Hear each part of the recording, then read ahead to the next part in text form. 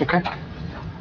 Second recommendation I have, based on newly received information from the petitioner on Story Cottage, or Story Custom Development LLC. I recommend continuance of V-12-26 to a period of 60 days. That put us on the September agenda, and I'm going to get the date here from Michelle. 1 second. September 22nd. September 22nd? And I'm going to confirm that with the... I think it's 22nd, actually. I'm double checking. 29th.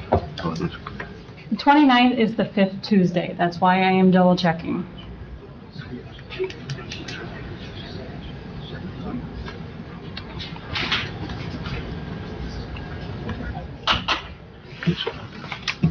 That's...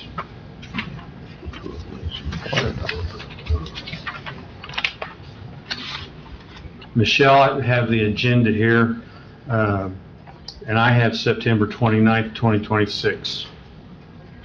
Yes, okay. I just wanted to, like Or I the said, when I calendar, I looked... should say. Yeah, when I was just looking at, when I was looking at my phone, the 4th Tuesday is the 22nd in September, but we approved it beginning of this year, last December, as September 29th, so it Okay. is September So 29th. just for clarification, the recommendation of the board is to continue V-12-26 Story Custom Development LLC, development on Olive Branch Road, to the September 29th, 2026 agenda.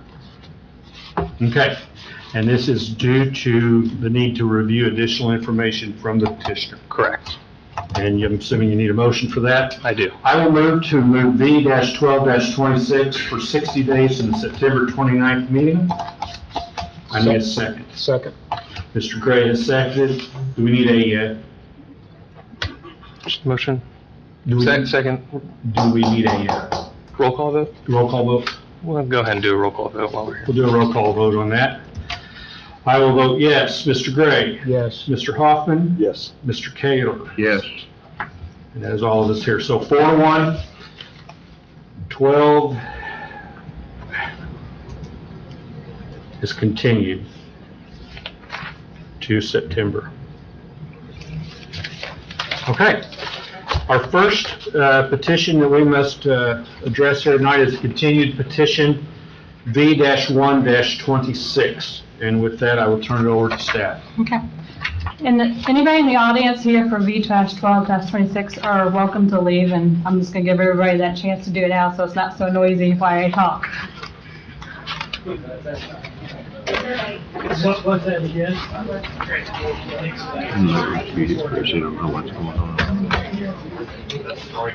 Yeah. Yes, the Story Cottage is not going to be heard tonight. We don't V-1-26 is the one that I'm doing. Oh, I see. Okay, thanks. I don't think so. Went through all the petitions today. Right. It's a pretty good location. I don't know why they're putting safety in this again. Because All right. two issues. And you have no people because it's nice to see.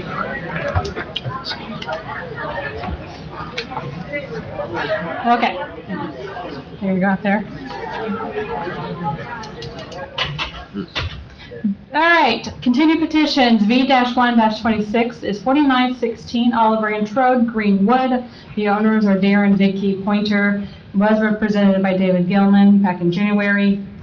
As the staff report shows you, this was a development standards to legally allow an accessory structure that was 2,400 square feet to legally exist, as it does not meet the zoning ordinance. Back in April, the petition was continued to the July meeting, giving the applicant proper time to either resolve the violation without the need for variance or amend their variance application. Before the July meeting, as the addendum shows, they did apply for a building permit that would alleviate the need for a variance. However, it was just issued, And as far as it just a piece of paper that says a permit was issued, they hadn't even started construction. As of this week, the construction crew that the property owners did hire did finally come to site and start it. She did provide me an additional update today with pictures of showing the work started, and I did ask her how long she needed to complete the project, like what was the estimated time this would all ultimately take, so we know what we're looking at. She told me about 6 months. So I feel like this continuance of this variance does have a good bearing on the applicant and to kind of ensure that things are built, things are made into compliance. I do recommend one more continuance on the application just to see if the construction does actually get off ground and continues in a pace that she has claimed. Obviously, we don't need to continue this until it's completed, but like in 60 days or 90 days, which is 90 days is half the estimated time to complete it. If it's in substantial progress, then I think we can assure that this construction will be completed and they'll no longer have the need for the variance. So therefore, I recommend another continuance. Probably 90 days, like I said, is half the time, so they should have a substantial framing up at that point, and even maybe rough ends halfway done. Do we have to put public comment to do? No. Does the board have any comments or questions about a proposed continuance? I do. Okay. We have been dealing with this for ever and ever and ever, and there's been no progress. They did clean up what they were told to clean up 4, 5, 6 months ago in the backyard that the neighbors complaining about. I would say that I don't disagree with the continuance, but I was by there again yesterday afternoon, and nothing had been done by yesterday afternoon. I would say that at the end of 60 days, if there's some way to put something in that says, you know, we got to see a foundation in, and we got to see a stick frame, and maybe the boards on the roof and the rafters up, then you're fine.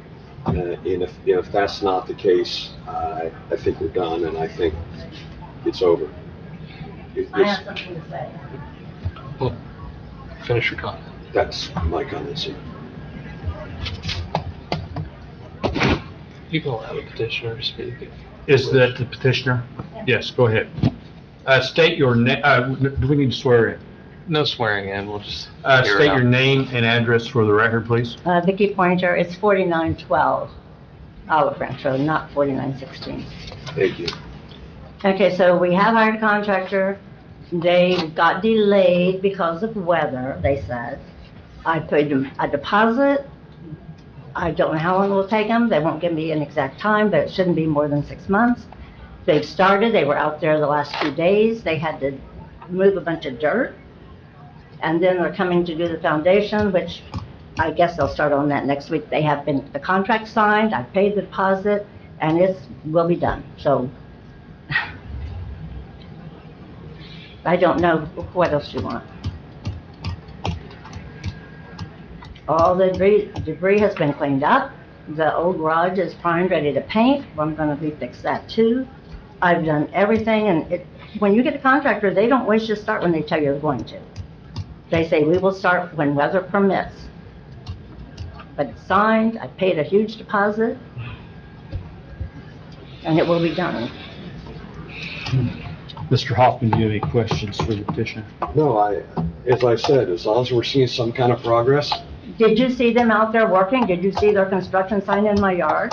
it was not there yesterday. Yes, it was. I was there yesterday. I was there when the guy was there. And he's there again today. And that sign has been in that yard. They put that out there 3 or 4 weeks ago. It's more, I think more construction. I just want to see some kind of progress. That's out there.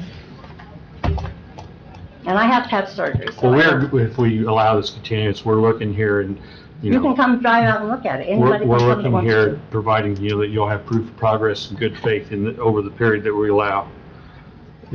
That's what you're saying. You want to see some Yeah. forward progress. I don't think it'll be done in 6 Can I months, just because send I agree, pictures? contractors don't do necessarily what they were supposed to do. But if we wanted to give her 90 days and say, hey, we want to see a foundation, and we want to see sticks out of the ground, and we want to see some kind of roofing structure on it, so it shows progress, I'd be fine with 90 days, and I'd make that motion on it. Okay. Mr. Hoffman has moved to grant a 90-day extension. Can I send pictures as they progress, which I did yesterday? Did I state that correctly? Or do I have to say it's a continuance for 90 days? Continuance for 90 days. Mr. Hoffman has moved to continue for 90 days, which is 30 more than staff recommended. Do I have a second? Second. Mr. Kaler has seconded. All in favor, say aye. Aye. All opposed, same sign. Okay, you've got another 90 days to prove to us that you're making solid progress. Well, I don't know if I'll be able to make it if I have to have surgery. Okay. So I'll send pictures. Okay. Thank you very much.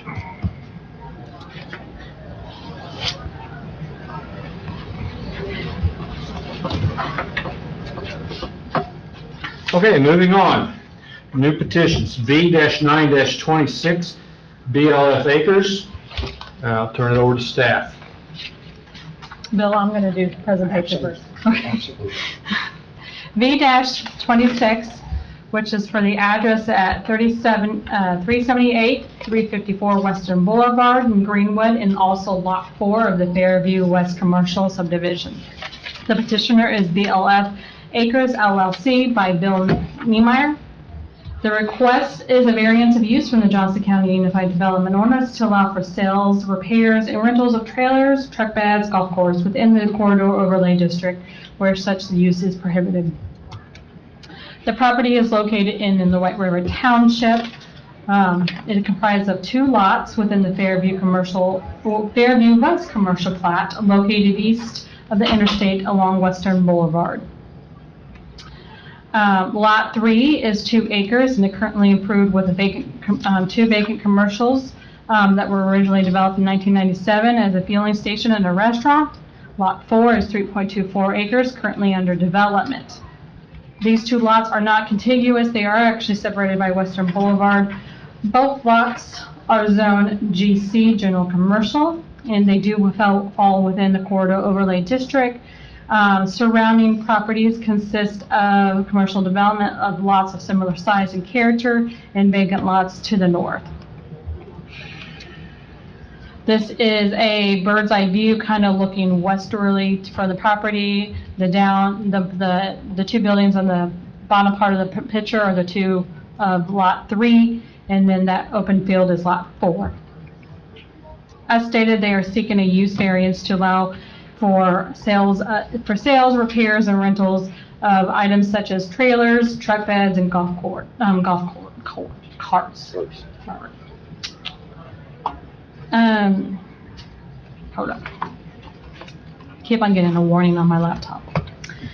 The applicant is proposed to operate a business that is focused on the sales or repairs of rentals of trailers and golf carts, as well as installation of truck beds. Under the Unified Development Ordinance, this activity does fall under automobile vehicle sales, rentals, service, and repairs. This category is listed as a prohibited use in the corridor overlay district. The trailers in this situation would involve bumper mount trailers, flatbed trailers, utility car holders, and closed trailers, but it does not involve travel trailers, recreation trailers, or boat trailers. Historically, Western Boulevard connected to Fairview Road, which was a major commercial arterial adjacent to the former State Road 37. During the conversion of State Road 37 to I-69, NDOT did close 3 intersections within the unincorporated Johnson County. 1 was included in the Fairview Road interchange. That closure did obviously alter the circular pattern and reduce the direct pass-by traffic and contribute to business relocation in the immediate area. A little history of the corridor overlay. Back in anticipation of the I-69, the Johnson County partnered with planning consultants to develop an I-69 corridor plan. That was to provide a future growth plan for the new I-69 and how the growth should be handled as we have the new interchange. In December of 2018, the corridor plan was adopted. It did have recommended development standards, use standards within this corridor overlay to protect and enhance the I-69 corridor as it grows. That was when the county did updated the Unified Development and adopted it in 2024. We basically implemented all those recommendations that were made in the I-69 corridor plan as development standards and use standards. And staff report does emphasize on what the plan, what the goals and the ambitions of the I-69. Basically, it was high quality design, protect the property value and the welfare of the area.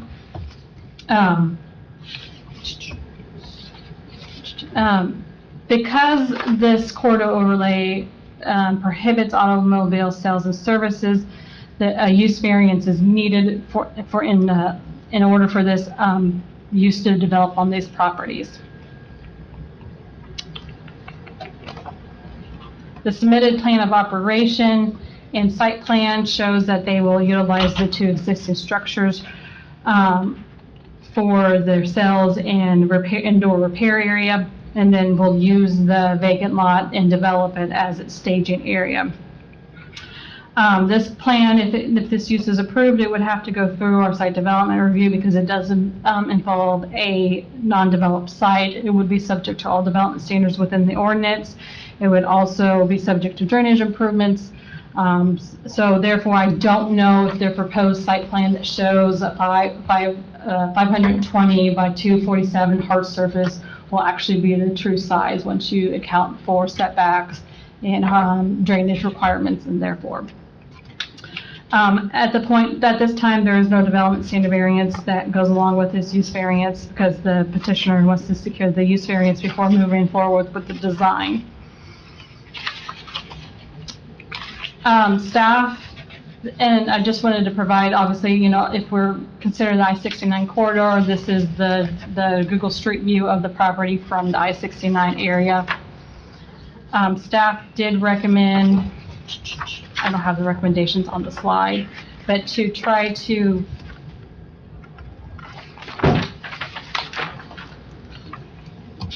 enhance and keep the integrity of the I-69 corridor, but while also encouraging reuse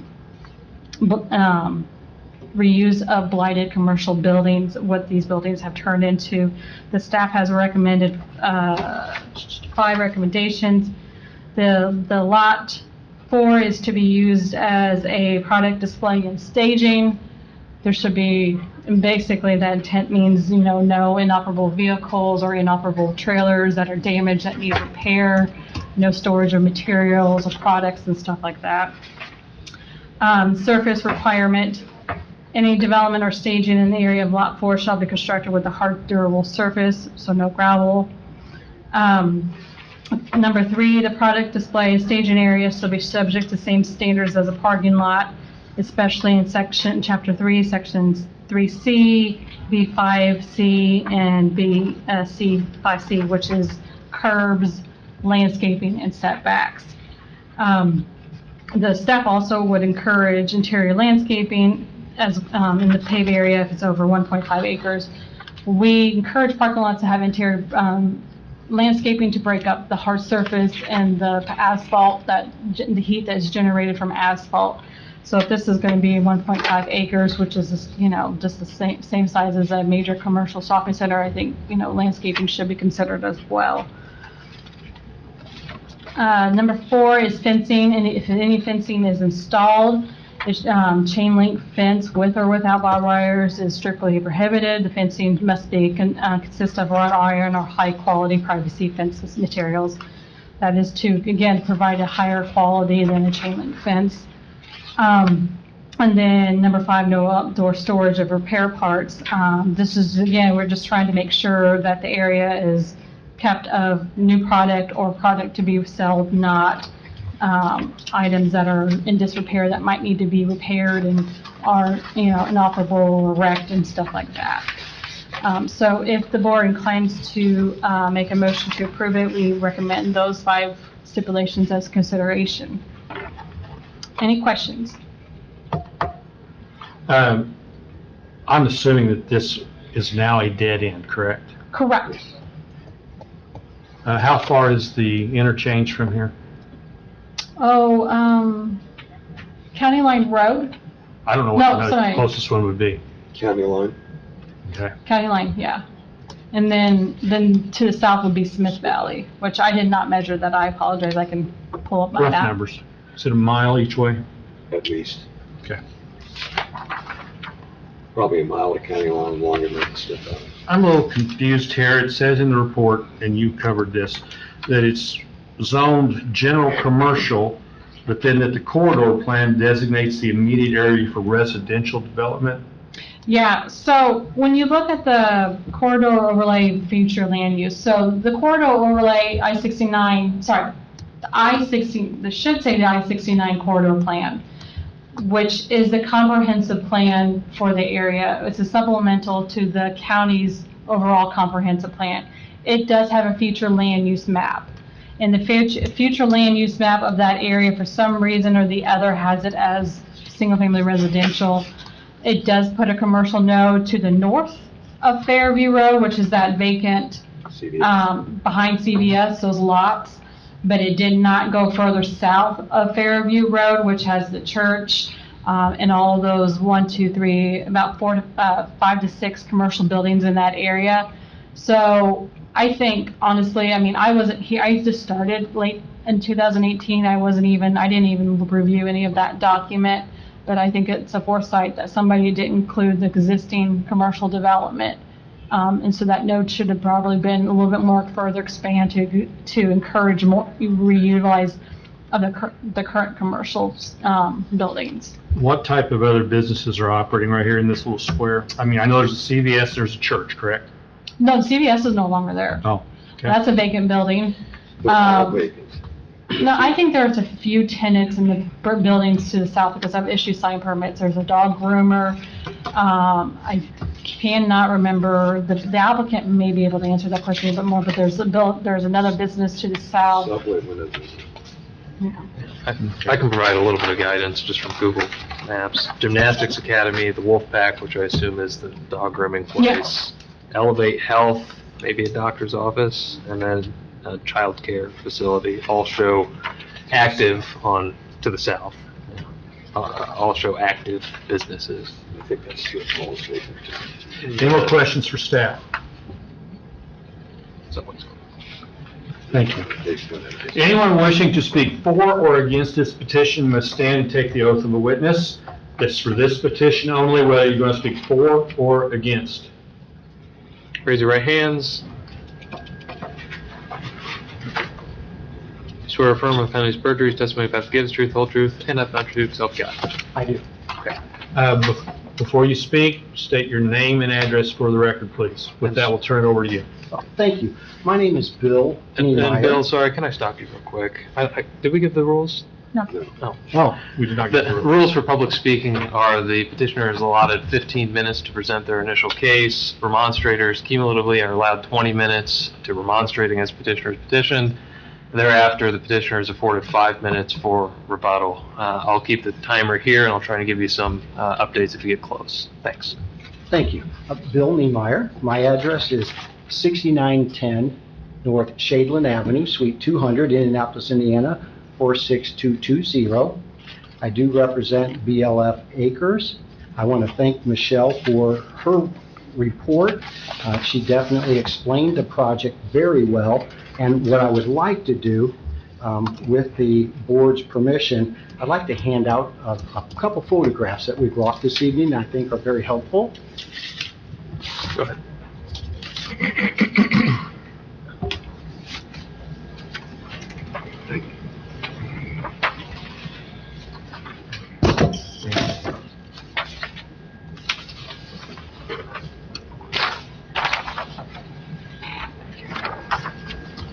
put this.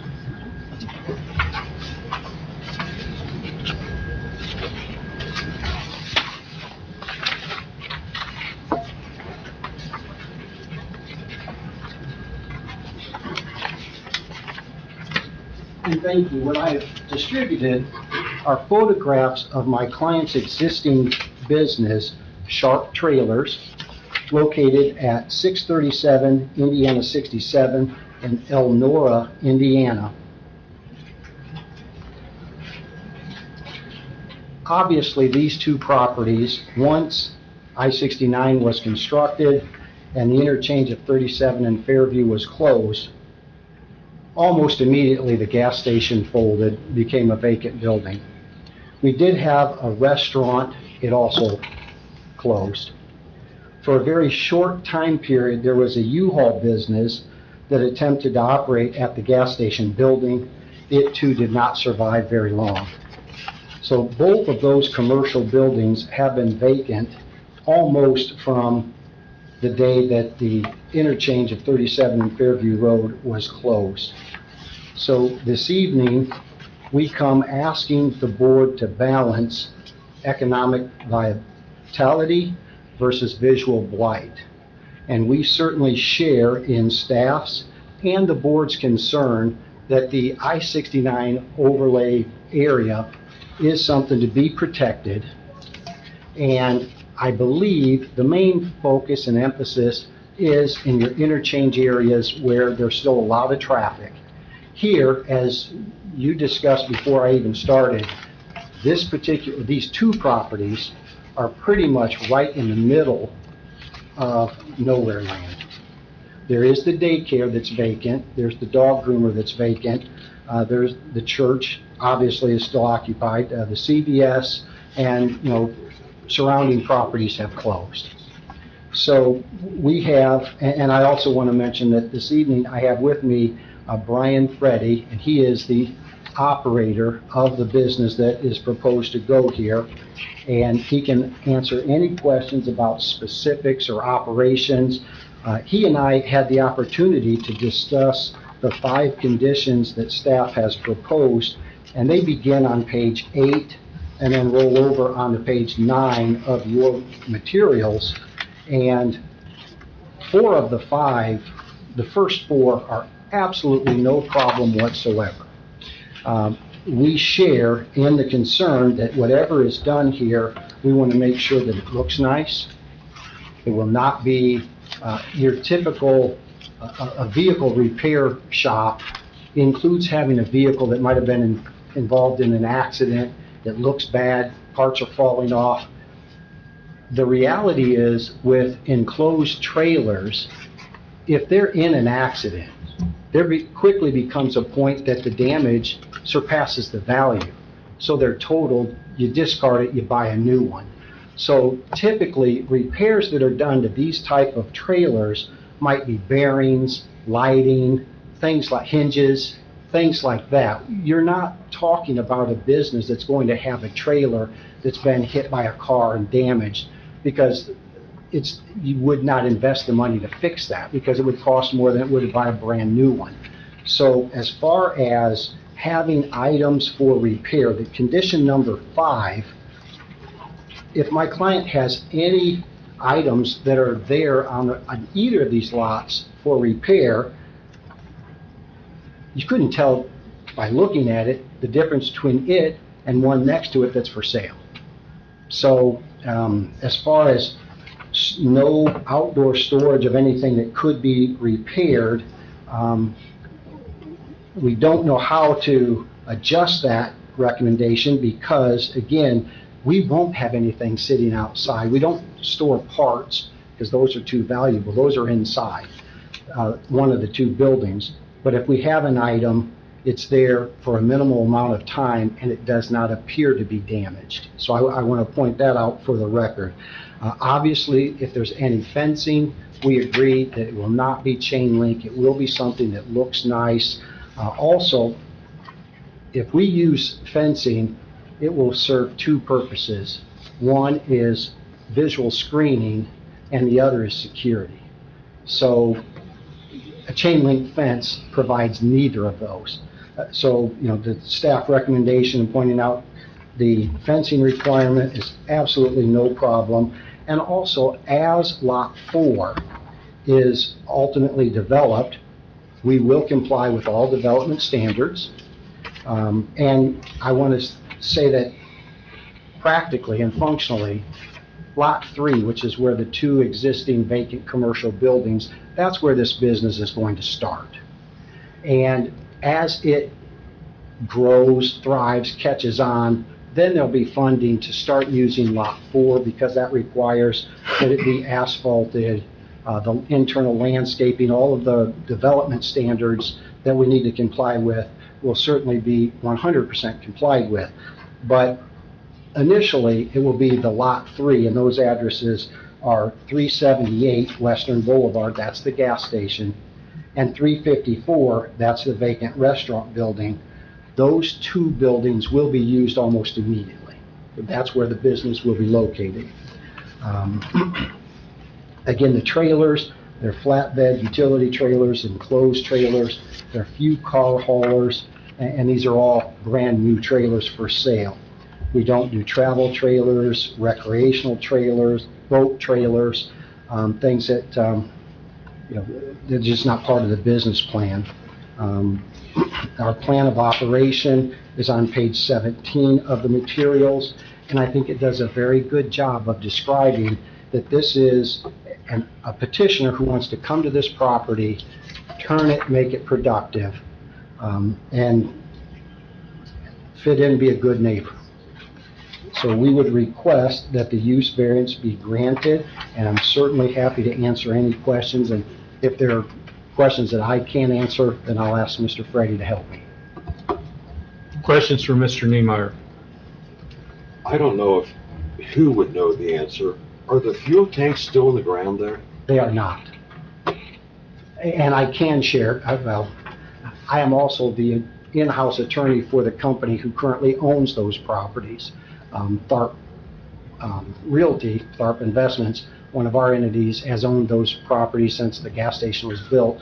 Those tanks were removed. There's a no further action from IDEM, so there are no tanks in the ground. Mr. Niemeyer, on number 5 condition, what kind of language would you approve of there? If we just removed items awaiting repair, but still restricted salvage items, loose materials? Absolutely, that would be a perfect solution because, we won't have loose materials, we won't have salvage parts, but items awaiting repair would mean a trailer that from appearance, you couldn't tell that the bearings don't work or it needs electrical work or hinges. What did you say, Chris? What if that was restricted to Lot 3? Again, I'm looking for solutions here to Sure, somehow maintain some kind of control over the appearance, but yet accommodate you. Sure, and the best solution would be to just delete awaiting repair. So we would agree that there'd be no salvage parts, there'd be no loose materials. Can I recommend it? My waiting for repairs was referring to more of a, they said that they're not in the business of repairing, wrecked vehicle, wrecked trailers and stuff and golf carts, but just as that's kind of a safeguard for us. It's more of a wrecked vehicle or I know collision is where you take your car that's been in an accident. So I don't know if you can use those type of words in that sentence. Yes. I think the issue is more of, if you're going to do trailer repair, then you're going to, change tires. And if you're going to put truck bodies on, well, maybe you took an old truck body off, okay? Which makes common sense. I think the issue is that stuff being visible, okay? That's why I suggested Lot 3. Or maybe the answer is wherever you take the old truck parts off, or you have the old tires until they're picked up by a tire recycler, however that's done, or old fenders that you took off because somebody banged up a fender because they had a blowout, and that has to be kept maybe to the south part, which is past the old Burger King, Old Mexican restaurant, in an area that is a screened area of some type. Fencing, perhaps, in a fenced-in area. Because I think that's a concern with the overlay project.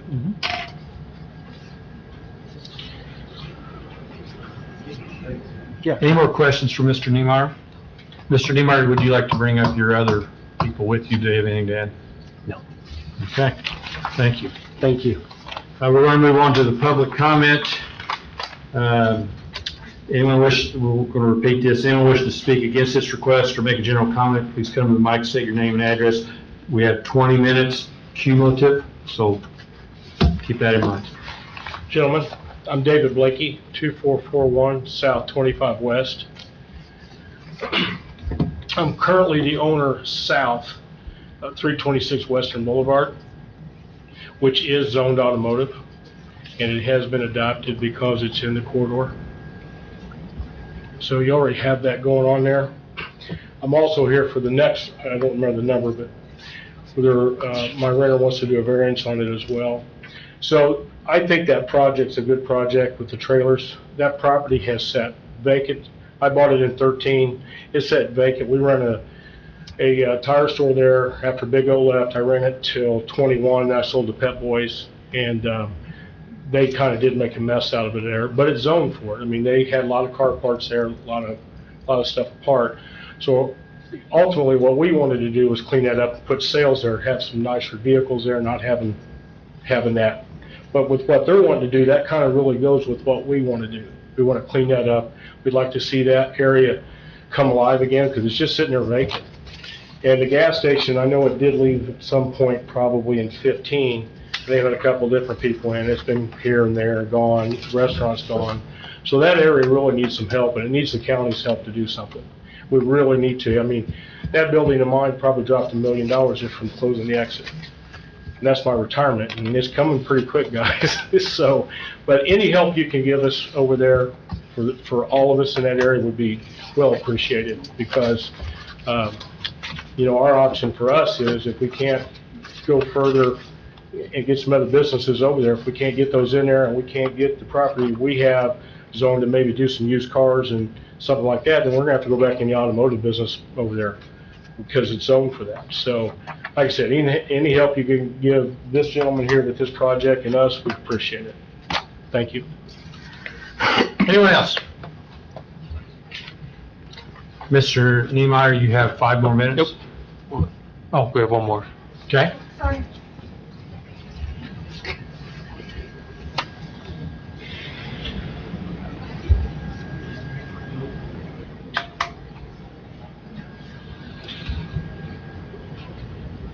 Hi, I'm Kathy Peacock. I live at 820 Lawson Court, Greenwood, Indiana, and I represent Oakfield Dutch Village, which is on the south of county line, north of Fairview, behind the CVS. I'm in a weird kind of joggy corner of that county. We live in a community where there are a lot of changes happening every day, and they've been happening for a good long while. We've used Blakey's service for a long time, always been a good neighbor, always been very supportive of our community. I think even does stuff at one point with the high school up there, which is great.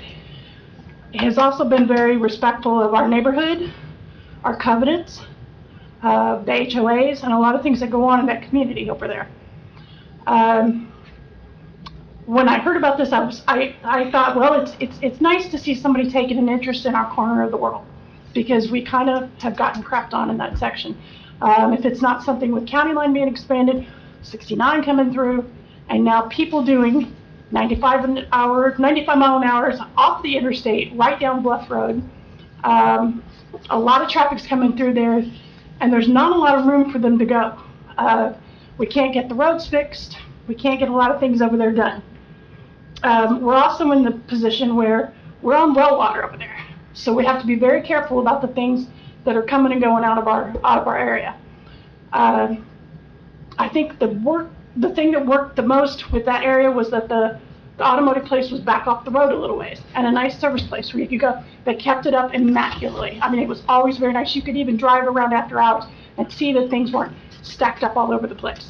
which is nice for their business because you can see it from the highway. But that corner seems like, as much as we want to see something come in there, there's no guarantee in the future with that corner lot being like it is, with the school there, with the children down the street, and the daycare school all day there, that's not just going to end up being some parking lot that we have to look at all the time, full of trailers. I live in a community right now, $25 a day fine for a trailer my father left me that I have to keep pushing back behind my barn until I get it covered up. And now you're telling me I'm going to have to look at them down the corner.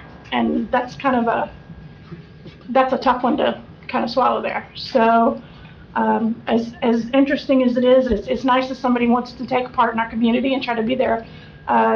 There will have to be some serious restrictions on this before something like that could go forward. And the only reason I think I'm kind of the only one here tonight from the community is we only found out about this yesterday. I received no notice yet again from anything going on that corner. I'm not sure what needs to change there, but if I hadn't looked, I wouldn't have called or something. I wouldn't have known anything was happening down there. I saw no yellow sign posted, no nothing listed. We don't live in the newspaper age anymore. If you don't check online purposely to make a point of doing it, then nobody has any idea. That's a big lack of communication between the county and what's going on in our community. So just take that. So thank you.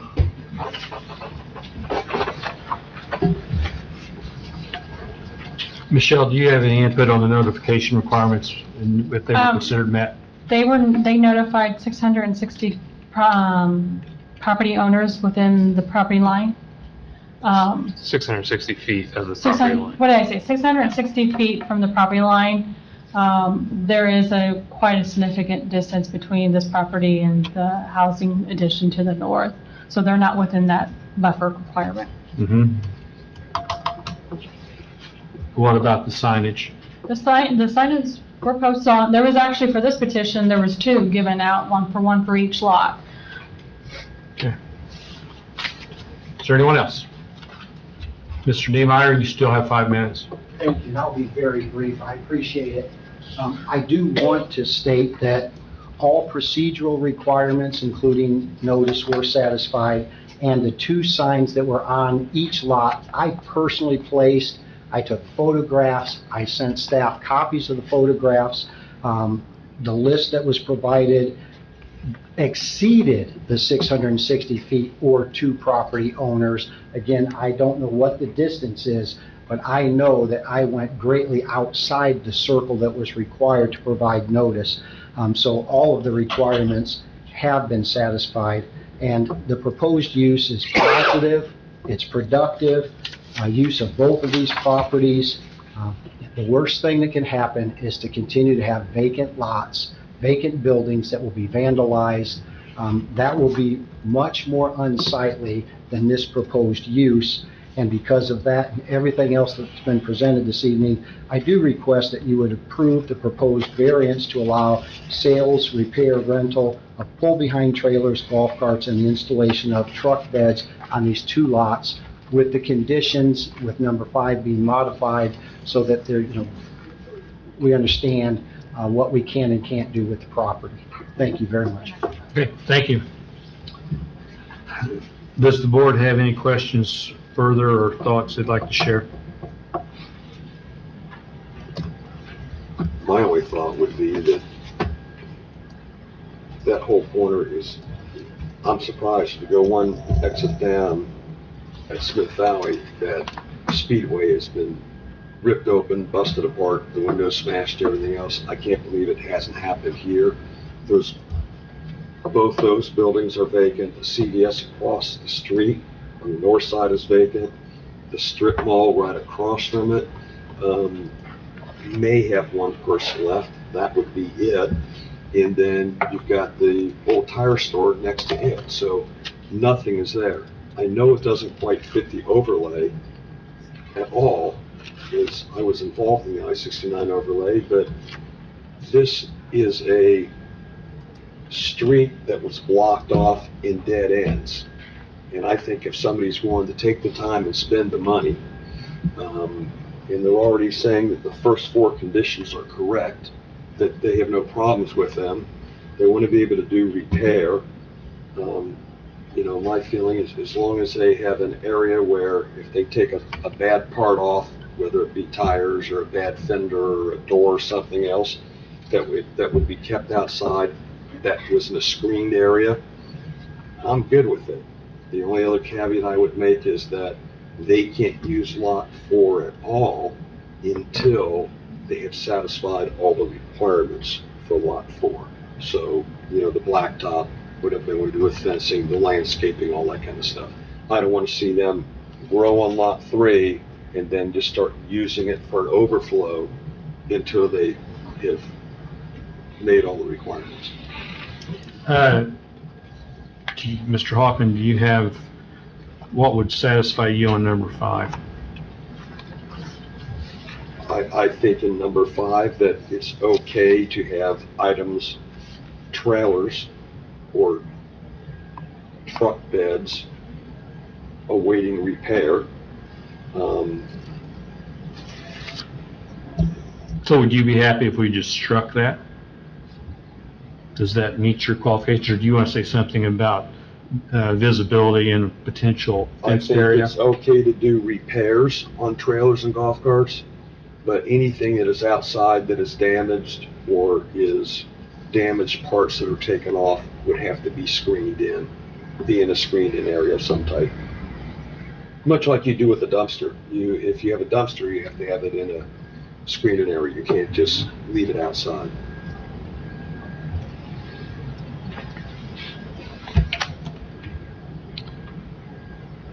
So they could have something that's damaged, but what if the wording was obvious visual damage, something to that effect? Anything above obvious visual damage would have to be screened in, because something could be damaged. I think somebody used a latch or something like that as an example. Do we still have time? No, we're done. We have no more time? No, we closed, when we move on Sorry. from the 5-minute rebuttal, we were done. I would agree with that. My concern, and I think they're right, I think, especially on the trailer, okay? It gets smashed by something, they're gonna just, insurance company's gonna tow it up and replace it. I'm concerned like, well, they ran it against a pole, so the whole fender was taken off. Yeah. And they're gonna put a new fender on it. Yeah. Use as an example. Yeah. Well, that bent up fender has to be, nobody's gonna store it inside, so it'd have to be stored in an area that was screened off. Yeah. Cool with that.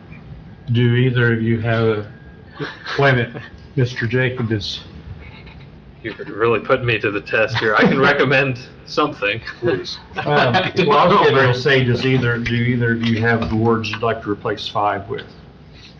Could you help us? I don't know if there's I like the visual, I do too. no obvious visual damage exceeding a certain value or exceeding, I don't know, 25% of the value of the, I mean, we're really, go ahead, Michelle. Staff is in essence worse in this. I'm not gonna sit there on the phone with them asking how much of the damage is cost, okay? Well, we've seen this before. Yeah. At other places.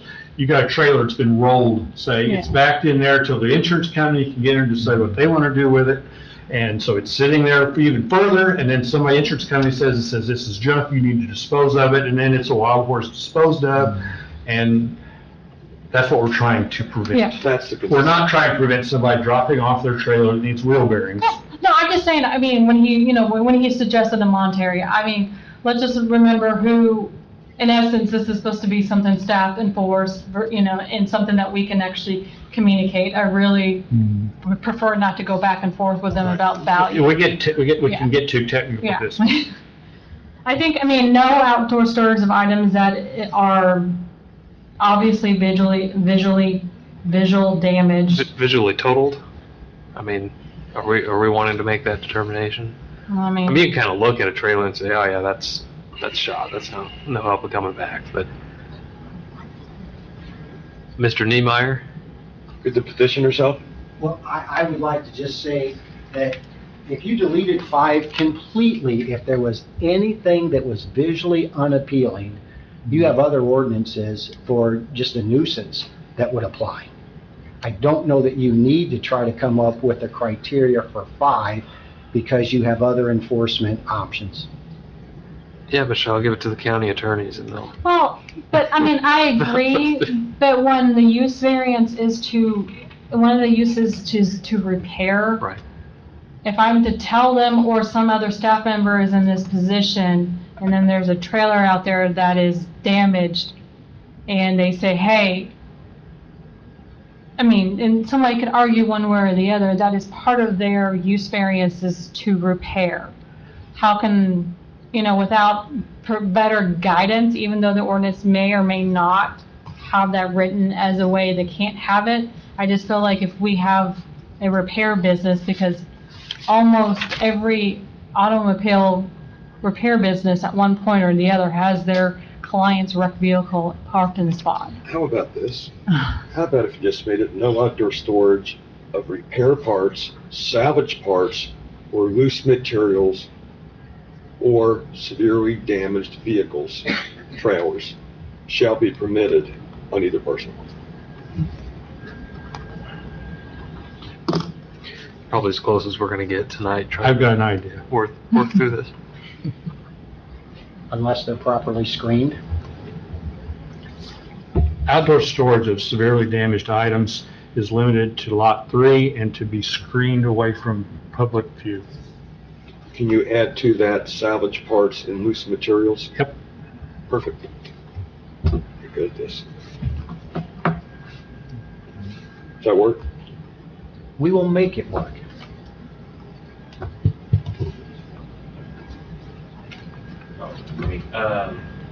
No, we didn't ask, we asked Mr. Niemeyer up here. Sorry. We're going to maintain procedure. Pardon? Yeah, sorry. That's my fault. What would you like? That's Mike's fault. It's my fault. Yes, that's my fault. So, does anybody have an idea? There's a motion they would like to make. I'd make that motion, and I would put, So you're going to move, let's see if we got this clear. You're going to move to approve V-9-26, including conditions 1 through 4 as recommended by staff, replacing condition number 5 with outdoor storage of severely damaged items, salvage items, and loose materials is limited to Lot 3 and to be screened away from public view. And to adopt And to adopt the petitioner's findings of facts. And submitted plan of operation and site plan, which we typically do with use Yeah, variance. we ought to put the operations plan in there. do we need to put in there that they cannot use Lot 4 until it's totally complete? You can put anything in there you like. It's your motion. We just gotta make sure we have it written down I would like to add to right. that, Lot 4 cannot be used for any overflow or any other purposes until it's 100% completed. As required. Until it's compliant. 100% compliant. And just so everyone knows, I forgot to remind, use variances are awarded to the applicant and petitioner, so it's not transferable on sale. Anything else? Angela, would you like to read that back to us? No, you wouldn't, would you? No, I would not. I can give you it in a nutshell. Where do we put the part about the operations plan? I think I've got it. Okay. All right, so, We're going to let Mr. Bowman clarify Mr. Hoffman's motion. okay, to clarify Mr. Hoffman's motion, motion to approve V-09-26, approval of the variance of use with the adoption of staff's recommended conditions 1 through 4. Number 5 is modified such that outdoor storage of severely damaged items, I bet you can't read my writing. salvage parts and loose materials is limited to Lot 3 and to be screened away from public view, and to adopt petitioner's findings of fact along with petitioner's site plan, plan of operations, and finally adding that Lot 4 is not to be used until 100% compliant with the ordinances. Now, can I ask one more question? It's your motion. You're gonna sell new trailers, correct? Correct. not use trailers. Correct. Perfect. I'm done. Okay. Do I have a second on Mr. Hoffman's motion? Second. Mr. Gray has seconded. Is there any discussion on the motion? With that, I'm going to do a roll call vote. I vote yes. Mr. Kaler, Yes. Mr. Hoffman, Yes. Mr. Gray, Yes. V-9-26 passes after some struggle. Thank you. Moving on. We're now to V-10-26. Richard Payne by Project Plus. I'm going to turn it over to staff for her report. Give me just a second, sorry. I don't know why it's not sharing.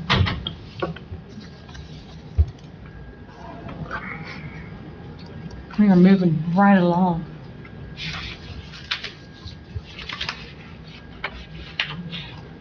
Okay.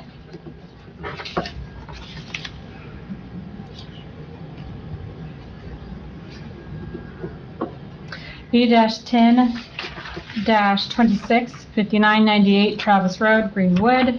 The applicant is Richard Payne, represented by Projects Plus.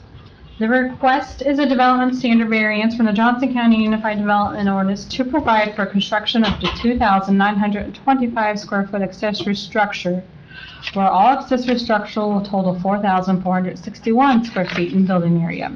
The zoning ordinance allows aggregate accessory structures to be no more than 100% of the building area of the primary, and in this case, it's 2,912. The property is located in White River Township. This 2.56 acres is zoned SR, single-family residential, and is currently improved upon with a single-family dwelling and one accessory structure. The area is surrounded by parcels consist of parcels of similar size, all used residentially. The properties are directly to the west, located on the west side of Molinex Road, or within the town limits of Bargersville.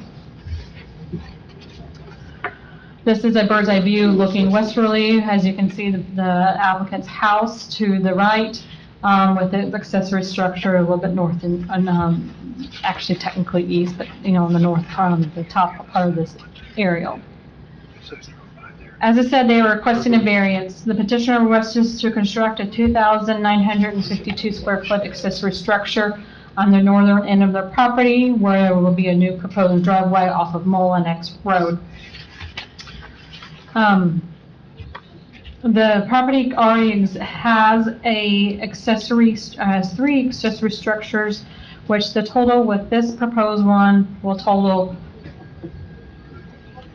and I apologize, I don't know why the number has changed between staff report and variance, but I'm going to go home with 4,461, which exceeds their square footage that is allowed, which is 2,912.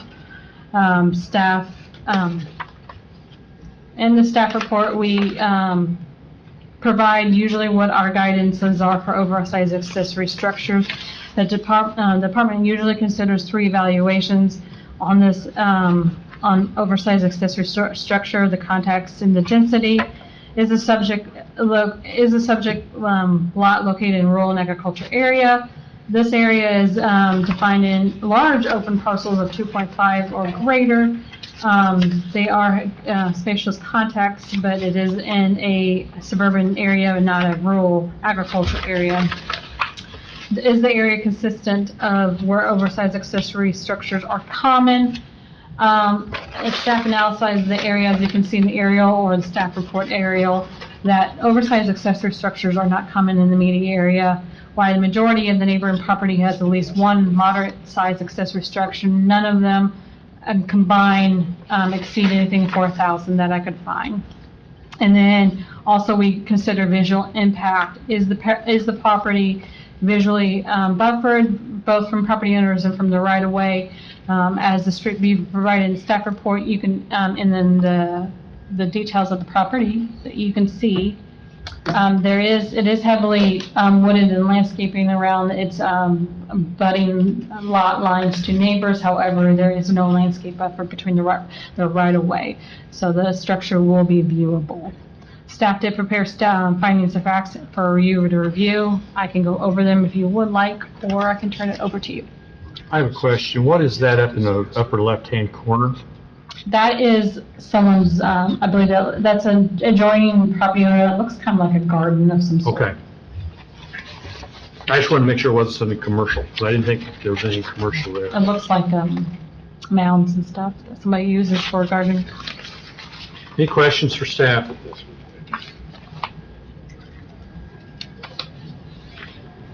I have one question. You see where they're existing, their bigger garage or accessory structure, which would be on the top, and then there's an RV and a car park next to it? Uh-huh. How far from that accessory structure now can they build to the property line? In other words, if that RV was covered, if that accessory structure was bigger, does that fit? Oh, I have to go to the map to measure.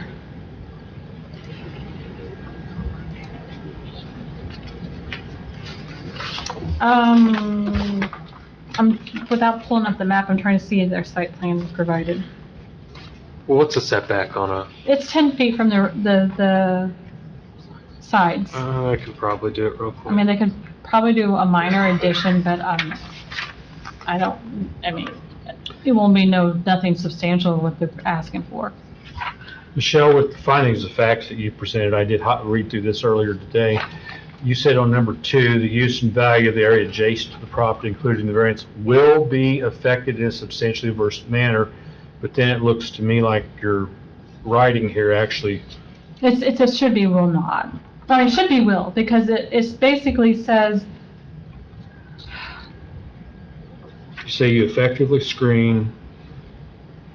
However, the Okay. oversized structures are not common in the immediate area, and no neighboring properties contain aggregate accessory footprints that exceed 4,000. That was more of, it's just it's uncharacteristic of the area. This would be a first. Mm-hmm. So I think that in essence should affect the use of the area, because it would ultimately, without a hardship that's particular to this property, there is nothing that stands out that any other person in the area could request the same variance. So am I reading this right?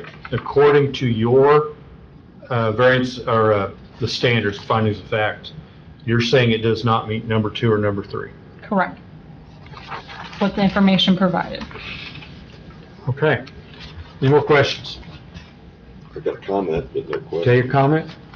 I have 2 comments on it. Number 1, it's a very small, I drive that road almost every day, because I've got a garage north of that, which is in that intersection between my house and that garage. That intersection is very narrow. As you come around the corner, as you're going west, turning north in the corner of their property, and I've talked to county engineers about it, there's a big drop off from the road. And it's very difficult for people to make any kind of turn, even just in my F-350. The other issue is as soon as you make that turn, you're going down a hill as you're headed north. Coming south, you'd be coming up the hill, okay? And because of the way everybody has to stop to get around that corner, where they want to put that driveway, I think it's off of Mullinex, I think it's going to be a traffic hazard. They have a driveway off of Mullinex now, but it's very close to the intersection, and it's flat where people can see it. You're going to come up on it, and I think it's going to be a real traffic problem right there. And if you drive north on the road, there's really nice houses on both sides, and that structure, that pole barn, or whatever you want to call it, accessory building, is a stick out like a sore thumb on that corner. I would rather, if it would fit, then add on to the existing structure that they have, which would be to the east of their house. They've already got to the east of their house in such a structure, then they've got an RV and a car next to it. Could they just add on there? Is there enough room to build it there? It wouldn't be a hazard, and it would be blocked on 3 sides. You would still see it from the road. That is true from Travis Road, but it's set back from their house, so it's not as noticeable. I believe the highway department would have to approve a curb cut anyway, but I'm not sure. Approve the driveway permit, correct, Michelle? Okay. Any more? No, actually, Molinex Road right there, that would be, no, never mind, sorry. It's under Bargersville, sorry, it's a convoluted thing. When the town annexes in land, the road becomes the town's responsibility. But the Johnson County Highway Department has agreement with Bargersville that they maintain the majority of Bargersville Road. So disregard what I was about to say. Okay. As before, anybody who wishes to speak for or against this petition needs to stand and take the oath of witness. Raise your right hands. Swear or affirm with any perjury, testimony about to give the truth, the whole truth, and nothing but the truth, so help you God.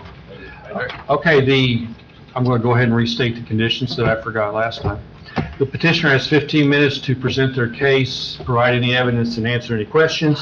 And then anyone wishing to speak against the petition or make general comments has 20 minutes cumulative among themselves, and the petitioner has 5 minutes for rebuttal. Anyone who wishes to speak needs to state their name and address for the record. With that, I'll turn it over to you. Okay, Joseph Heck with Projects Plus, 1257 Airport Parkway, Can you Greenwood, say your Indiana. name a little slower? Sorry, Joseph Heck, H-E-C-K? Yeah. Projects Plus, 1257 Airport Parkway, Greenwood, Indiana.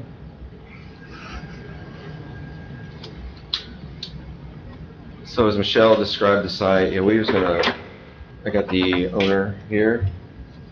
Hi, my name is Richard Payne, 5998 Travis Road, Greenwood, Indiana, 46143. I'm the owner of the property. So like Michelle explained, he's looking to add on, he needs more storage on his property. He's got a lot of stuff to store, trailers, stuff that he wants to move down to this new accessory structure at the low side of his property off of Molinex Road. So I was going to present what the petitioner is looking to actually build on the property. She kind of went over the location, so we'll go over these slides here. Like we said, it's a new pole barn, the north end, kind of centrally located on his large property. With the new barn, there's already an existing drive that is here, that kind of a gravel drive that goes down this property. It's where I placed the public notice sign, so I knew that drive was there. So this will just be a lightly traveled, used a low-use drive, because you're not going to use it as a daily in and out garage. This is more for storage. So, and we knew that this would have to be permitted because we're going to be modifying this drive, doing a hard surface instead of a stone drive with the Johnson County Highway. And then next slide, Michelle. So this is the type of building he's looking to do to be complementary to his main house. So it's a steel structure, whole barn with steel siding of a darker hue. No, he hasn't got the plans drawn and submitted yet, because we got to see if the variance could be approved before we go and get that submitted. So we're simply asking for the variance on the dimensional development standards to do a larger structure than what will be allowed by his main residence square footage.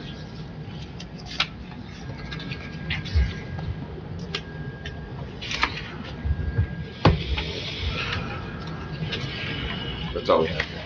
I got a question, I guess. Go ahead. Height of that building you just showed me. It's going to be. I think it was like 16 feet, tops 16 to the point. 16 feet. So that property drops probably, I'd say 15 to 20 feet down, so it's going to be down low. Okay. So that's from the road, it's not going to be 16 feet high. You're going to see, you'll see. What are the sidewalls? Sidewalls? I'm sorry? Sidewalls. The sidewalls. The sidewalls will probably be, Probably pan down a little bit, Michelle. yeah, Pan out. Probably. So I mean, how tall will they be? 12 feet. So it's probably not as tall as this one. No. Uh-huh. It'd be more like this. Yeah. Well. I like to have the garage doors. I have an RV that I like to get inside. I can't currently do Yeah, that. the where it's 16-foot at. sidewalk. And it's mostly just for storage for cars, RV. I have some motorcycles. We just need more storage compared to what we have currently. And where this would be located on that site, Michelle did show like a bird's eye. So, have all the heavy woods and a creek that runs along this north property and east property. So only one house on Molinex kind of faces this track down. as being visual, being seen all the time, other than the cars on Marble. So to hurt values on surrounding properties, I don't know if that's kind of a true statement. It's not right up against any other houses, like, it's not going to be, There's a creek that surrounds the entire property so right it's there. pretty visually screened all the So time. we had a lot of trees, and our house was hit by a tornado a couple of years ago, and it just destroyed all the trees, so it's kind of a big empty lot right now. So, but, we're looking to come down, our house sits up on the hill down at the corner, and it kind of comes down to that lower area. One time before we bought this house, there was a gravel driveway, and somebody who lived before that, there was a trailer down there for many years that sat down on that lower property, so. There's a water main down there too, that somebody, I don't know if they ever used it, but there's water down on that property. It's kind of isolated, the property sits down there.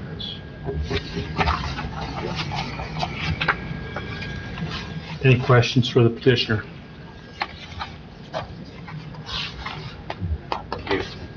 Thank you.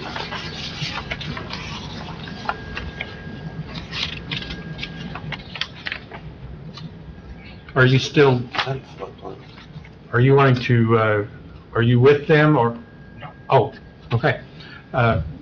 Again, state your name and address, and anyone wishing to speak against this or make a general comment has 20 minutes cumulative. Spencer Uvula, 3055 Mullinex Road. We live right down the street from them. The only thing that we don't agree with is the driveway, and that is what is our concern. Because yes, as what you said, Mr. Hoffman, during wintertime, that hill gets very icy, and we've been out there helping push people out of the street, out of the yards to get them, and so it is an accidental prone drive area right there. That's my only concern. Any questions for the remonstrator? What's your address again? 3055 Mullinex Road. Is that north? Yes. Are the property directly north? No, just one more.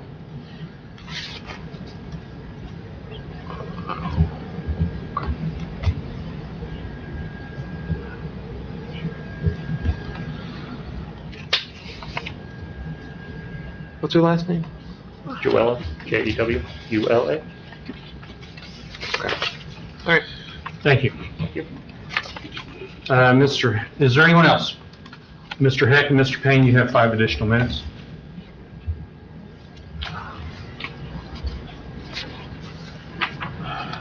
All I can say honestly between that is, we're not gonna use it that much. That road, there is an incline, and in the winter, yes, people do get stuck on that.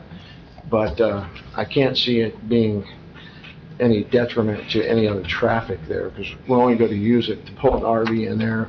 Most of my cars are already would be in there. So it's not gonna be a highly trafficked entrance to this area. Mullinex Road during 5 o'clock or early morning is busy, but 80% of the time, it's pretty quiet out that way. That's all my rebuttal. I think. Any questions for the petitioner? Would you consider adding on to the building you already have? The building I already have is pretty full with some cars, and my son and I have a program. We shoot a show out of that one building. So I really just need more space. Well, that's what I'm saying. Well, if I added on where the RV is, I can't add on enough to give me adequate of what I really need. That's why I wanted to go down on this property that's sitting there by itself. How wide is that building you're proposing to do? The one sitting there currently? No, the one that, Proposed. the proposed building.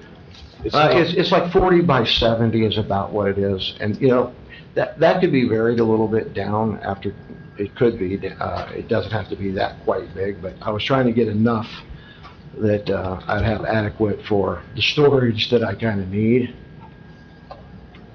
You've got a bunch of cars. I have too many. Well, yeah, let's put it that way. How much would you have there? If you added on to your existing structure, it'd be an additional 50 by 20 add-on. Is that insufficient? You know, to be honest, the way that structure is built, it's made out of 2x6s, and to add on to that, it would probably be as costly as building a pole barn down there, to be honest with you. Then I'd be even closer to my neighbors to the east.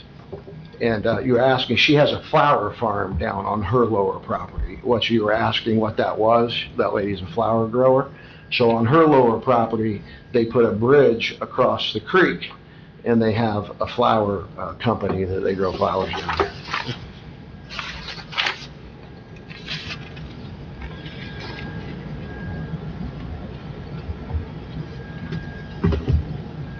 Any more questions? No. All right, thank you. Thank you.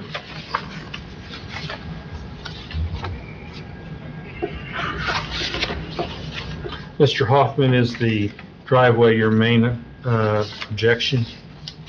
I have two objections. One is the driveway, and the other is the site. That whole intersection is kind of crazy. They have a very unique house.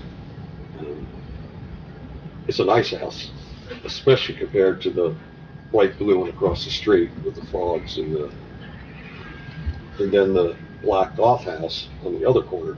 I'm concerned about the intersection because it's a terrible intersection, and that is not their fault. And I'm also concerned as you drive down the street north, it's really a lot of nice properties, and I don't believe that a pole barn should be seen from the road right there. They are absolutely screened on all three sides, as far as from the north, the east, and the south. But Mullinex Road is on the west side, and it would be wide open to the road. And to tell them they'd have to plant trees all the way around it, it would take 20 years for them to grow. But my biggest concern is that hill's a problem, and that intersection's a problem. Okay, and I'm just making conversation here. How does the building affect the intersection since it's several hundred feet north? It's the drive. The driveway. It's the driveway, and it's the hill that's right there. Everybody that comes west on Travis has to swing both lanes into Mullinex going north, and goes immediately down the hill just past their existing driveway, and that will be right there.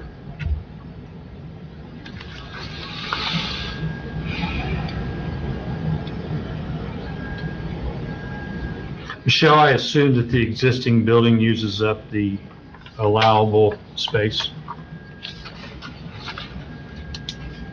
Yes.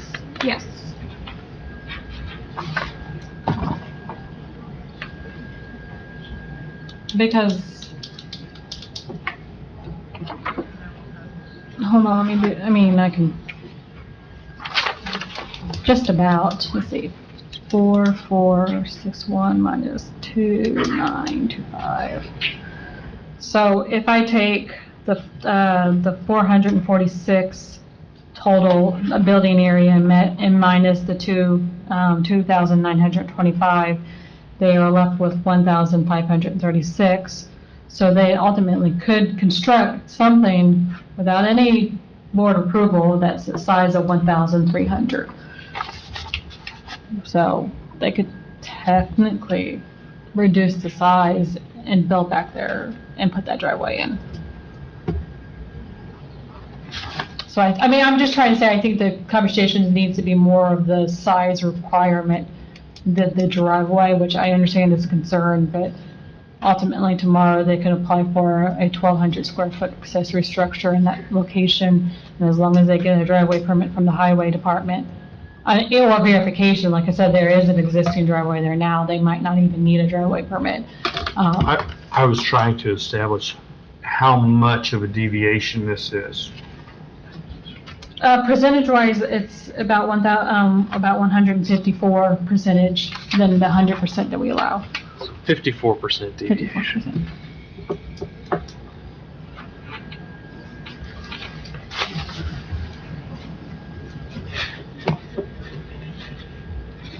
I'm a poor one to weigh in on this because I don't go up in this area very often. And in my, in a more rural setting, you wouldn't think anything about putting an outsized building on a 3-acre lot. I mean, it looks like there's plenty of room for it to me. But there's other considerations because I'm not in an area with this much traffic. I'm not in an area with people with higher expectations of their neighbors. Does that make any sense, Mr. Hoffman? Because you seem to be very familiar with the area. Yes, I think you put it very well. I did get information from Bargersville on their development standards on the west side of Mullinex, if you think that is any importance to the discussion of what people would be like to do on the other side of the road. I don't see why that wouldn't help. So Bargersville does not, they have, within our zoning ordinance as well, we have a lot coverage percentage. That means how big anything can be covered on the property. Bargersville regulates accessory structures by that mechanism only. So if it's like a 30 or 40% lot coverage, they can have as many structures on their property, accessory structures, how big, as long as they don't exceed the lot coverage of the property. So in essence, they would probably be something that would be permitted within Bargersville's jurisdiction.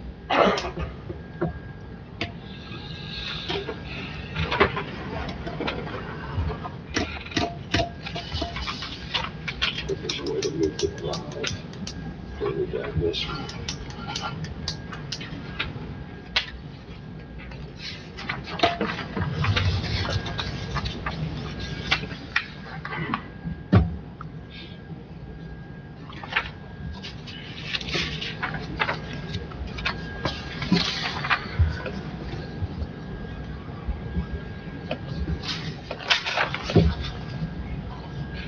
I have one more question.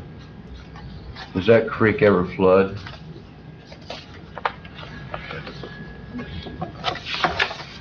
If you're asking me, are you asking the property owner? Yeah. I would not know more context of that. I mean, there's no flood zone on that property. No flood zone? Okay. Is there a way to move the driveway further down? Sorry? Is there a way to move the driveway further north? In other words, instead of driving in right there and going in the front of the building, could you situate it so the drive was further north, so it wasn't right on that hill? Is that possible with the way the land slopes right down there? That would be possible. There's a little slope there off of Mullinex that drops. You know, I probably should have him up to the podium if you're going to ask him questions. Could you come up to the podium, please? Thank you so much. I'm sorry. And I'd like you to state your name again. My name is Richard Payne, at 5998 Travis Road, Greenwood, 46143. Yes, that would be possible. On the further north of the property where the creek is, it does slope down a little bit, so you'd have to fill that in, but that is a possibility. I was just going off the current driveway that was there forever with gravel. It's been there since we actually acquired the property, because like I said, at one point, somebody was living down there on that property in a trailer. So that's always kind of been there. I have 2 posts right there with a chain going across it now. But yeah, it could be. That's a possibility. If it's a concern, it's probably just another, I don't know, maybe 200 feet, maybe. Let me ask you one more question. Would you be willing to make the side of that building that faces Mullinex in the same architectural, or basically make it look like the side of your house? So I was planning on that. So yeah, I definitely want it, the pole barn, or whatever you want to call the structure, to represent what currently my house looks like. As far as the same exterior, steel, some wood. I was going to make it definitely connect. I want people to see that it's the same property. I was even going to go down from our current property, there's a hill, and build some stairwells and some flat stairs down to that lower property from the back side of my current property to get down there. So it's all connected. I really want it to look all connected. I guess the last comment I had is this. Thank you, Mr. Payne. Thank you. He's got all the stuff stacked on the east side anyway. If that was there, and normally his driveway is just literally 4 vehicles, or some of that was gone, and it looked like his house, and the driveway was further down. if it fits the other qualifications. I think I'm gauging the temperature of the board. Would you like me to recommend a motion, or do you want more discussion? When I get into one that's really, you can see both sides of it, I really like to look at the findings of facts. And according to staff's recommendations, number 2 and number 3 are not met. I could argue number 2 either way. I don't know that number 3 is met. Now, we are here to make exceptions to the rule, so to me, this is a fairly large departure, but he has a large lot, it looks to me like, when I look at how this is going to fill it. But like I said, I come from a more rural area where this is expected, so. Mr. Gray, or you have any thoughts? No. Okay. With that, what kind of motion would you suggest there? If I were to make a recommendation, the recommendation would be to approve V-10-26, adopt petitioner's findings of fact, and approval is conditioned on the driveway being placed as far north on the building site as possible, along with siding of the proposed accessory structure matching the exterior of the house. Does anyone on the board wish to make that motion? Say so. I will. Can't repeat it, but I'll make that. So moved. Mr. Hoffman, or not Mr. Kaler has made the motion. Do I have a second? I'll second. Mr. Gray seconds. Mr. Hoffman, Yes. Mr. Kaler, Yes. I'll vote yes, and Mr. Gray, Yes. V-9-26 is approved with the conditions.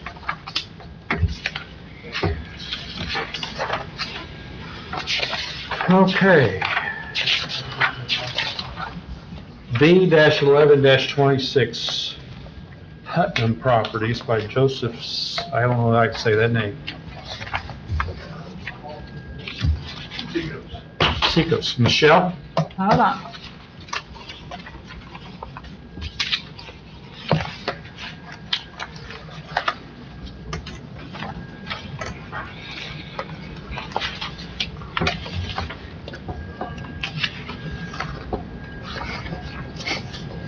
Sorry.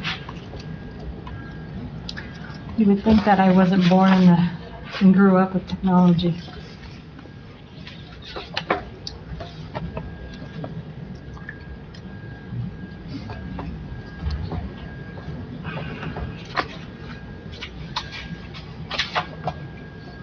V-11-26 is for 326 Western Boulevard, Greenwood. The petitioner's Putnam Properties, represented by Joseph Seaskos, right? Seaskos, sorry. Once, I know it, but the request is a variance of use from the Unified Development Ordinance to allow for automobile vehicle sales, repairs, and rental services in the corridor overlay district, which such uses are prohibited. The subject property is 1 acre, zoned general commercial, and is also a corridor overlay. The property is currently improved with a commercial vacant property. It is located east of I-69 along Western Boulevard. The parcel is surrounded by commercially developed lots of similar zoned size and character. Here is a closer view. Here's a bird's eye view looking western. The site was originally developed in 2000 as a tire sale and service facility, and later transitioned to Pep Boy Auto Repair, and has remained vacant following the completion of I-69 infrastructure. Staff report kind of repeated the same thing that we did for the V-9-26 about the history, the back story on Western Boulevard, Fairview Road. the I-69 corridor plan and the adoption of the unified development with the corridor overlay district. So I will not go back into that again unless you need a refresher. As a plan of operation, this is an automobile business focused on reconditioning of pre-owned vehicles for direct wholesale to franchise dealerships and auto auction, as well as direct retail sales. The operation intends to utilize the existing parking lot and commercial building, which was originally constructed and configured as automobile sales and services. As a proposed site plan, working with their representatives, you can see where they propose to have staging of retail sales and vehicle storage, along with employee customers. They will obviously utilize their building to the full extent to house the majority of their vehicles, as the representative stated in an email to me. So this is a business that is going to mainly focus on refurbishing vehicles to sell to wholesale clients in dealerships. They do occasionally plan, they have to have, by the state of Indiana, to have a dealer's license to sell vehicles. You have to have a zoning approval as well. So that is kind of what started this process. Pep Boys, which was an auto repair, which is kind of a grandfathered use. However, since auto sales was not part of this property in the past, we could not go forward without a use variance consideration of this property. The staff did recommend some recommendations if the board so moves to approve this request.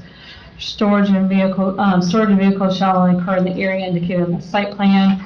Vehicles shall not be parked and staged on any grass area in the property. Now outdoor storage of salvage parts and materials, including vehicles repaired, maintenance, including tires. These are just more of a formality of what we consider when, auto repair and vehicle sales. More of those little small vehicle sales that you can find throughout towns and cities sometimes overuse a property and park everywhere that there is a surface, grass or gravel or hard surface. So my goal is obviously to preserve the integrity of the I-69 area and to ensure that, vehicles aren't parked all over the area.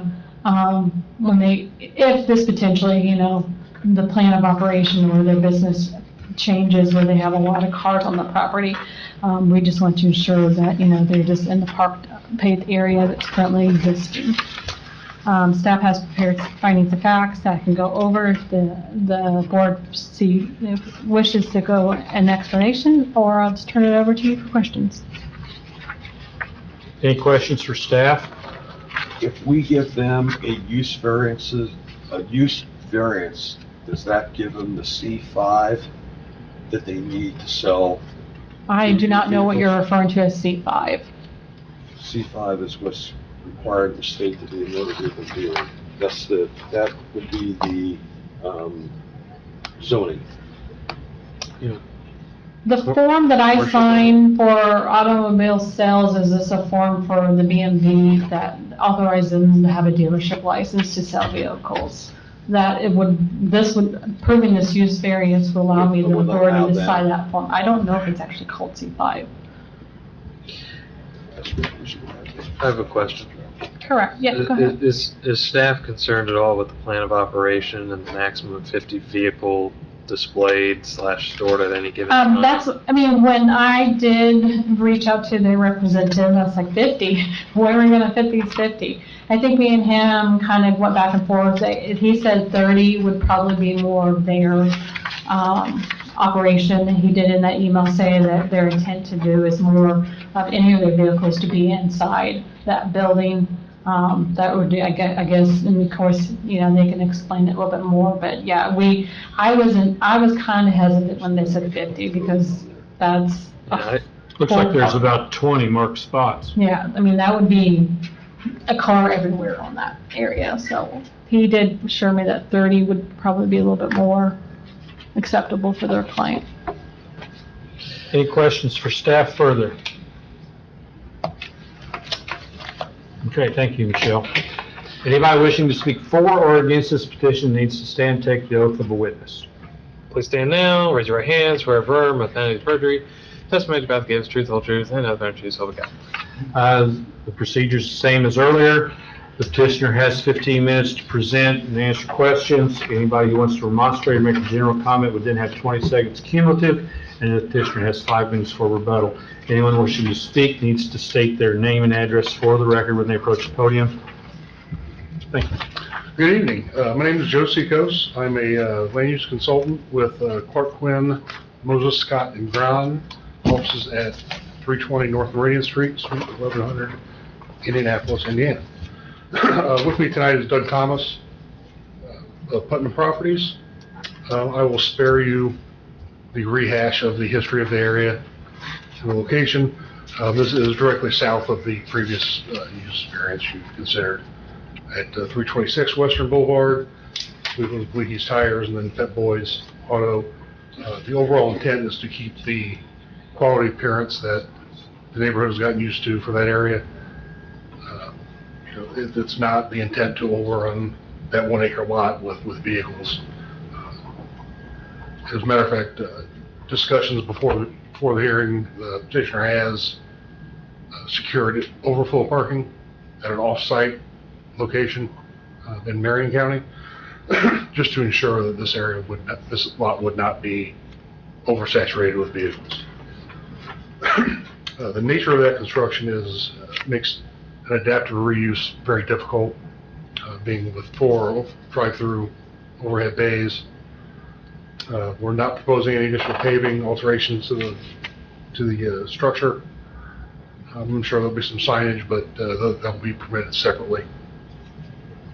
As far as the operations, the plan of operations is outlined pretty well. The overall intent is to refurbish vehicles for direct dealer sales. Very, very few retail sales, and those would be by appointment only. And that is a requirement of the state to have some vehicles for retail sales. Could you say that one more time, please? I'm sorry, it is a requirement of the state to have some vehicles available retail for the dealer license. Your plan of operations does not mention number of employees we're looking at here. Doug may be able to answer number of employees. Good evening. My name is Doug Thomas. I am a principal with Putnam Properties. My address is 8526 Oakmont Lane, Indianapolis, Indiana, 46260. With regards to your concerns or staff's concerns related to parking, this site accommodates not only the minimum or the maximum requirement, I guess, that the dealer services has with regards to being able to present 10 vehicles for sale. The primary objective of this business would be to sell cars directly to dealerships. So we will be purchasing cars mainly through auto dealer auctions and then bringing those vehicles to this property to be reconditioned, mainly detail work, both inside and outside the vehicle. And the current structure accommodates up to 8 vehicles at a time that would be parked inside the building to perform that work. In the evening, for security purposes, we can actually park up to 21 cars inside that building. The outside current site plan has, I believe, 20 spaces, and we have dedicated 6 of those spaces to accommodate customer and employee parking. There would be no more than 6 employees, and they would not be at that location on a full-time basis, as some would be working remote or be at the auction locations in the central Indiana area. That leaves us with about 17 spaces to present automobiles for sale.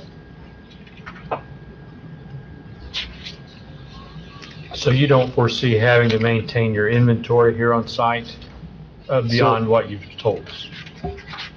So we may, at some point, I could buy, 100 vehicles in 1 week. However, That site is a small property, and there were many reasons that we chose that location, some of which was the relief that the site provides with regards to traffic impact.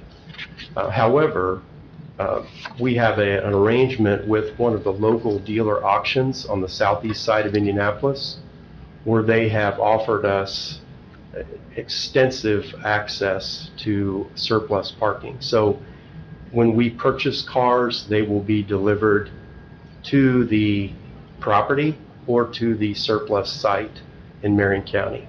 So those vehicles that are located in Marion County, at the time they would be refurbished by us, would be brought to the site, taken care of, and then sold directly. Many of the vehicles that we purchase may never leave the auto auction by our transportation because our customers would be purchasing those vehicles and picking them up from the auction location. So, How are they transported? well, at that particular site, they'll be driven in. So you don't have any wrecked cars you're purchasing to redo? no, Do you do this now? we do not. The principal of the business has been in the automotive industry for in excess of 12 years, working with retail sales.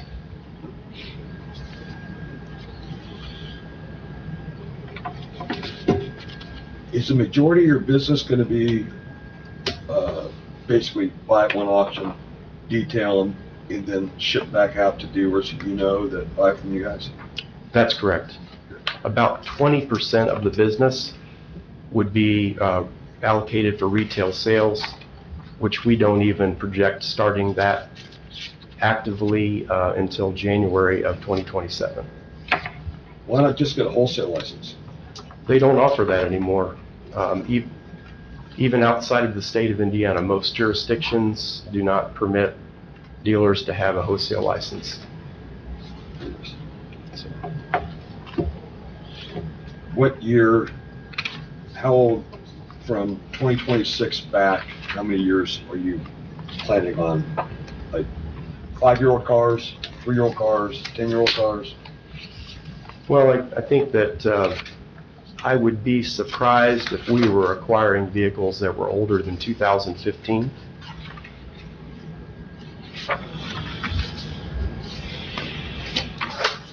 No buy here, pay here. No.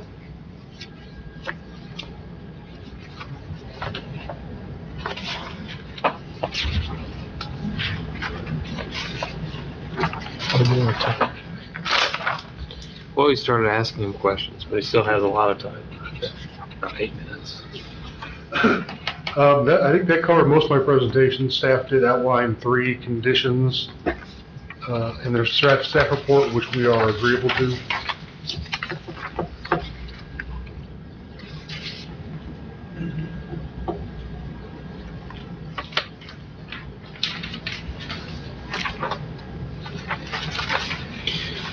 Okay. Do you have anything else? Is there anyone here to remonstrate? Or general comment? The general comment. All right. Allowed. I am not a remonstrator. My name is Bill Niemeyer. My address is 6910 North Shadeland Avenue, Suite 200, Indianapolis, Indiana, 46220. And as you're aware from earlier this evening, I work for Tharp Investments. We are the owner of a nearby property, and I certainly want to return the favor to Mr. Wilkie because vacancy breeds vacancy. Business operations breeds more business operations. This board was kind enough to approve our use variance earlier today, and I want to, as an adjoining property owner, support this request for a use variance because it too will benefit everybody, including our property. Thank you. Okay. Anyone else? You have 5 minutes if you want to speak again. We appreciate your time tonight, and we just ask a favorable decision with the conditions outlined by staff. Be happy to answer any other questions. How many cars do you plan on selling at this location a year?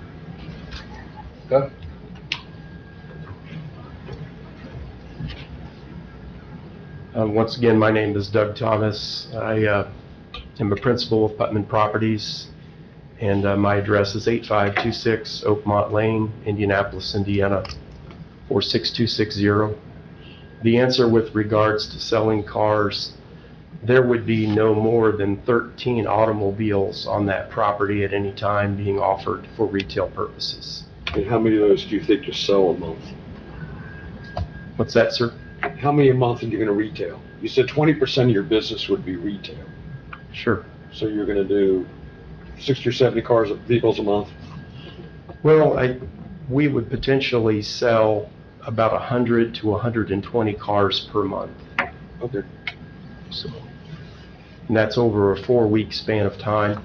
Most of these vehicles that we acquire, if we buy them at auction on Monday, they're sold to a buyer by Wednesday. So, and quite honestly, most of them will never make it to that property. Just given the various agreements that the principals have worked out and arranged with some of the, well-recognized dealerships in central Indiana.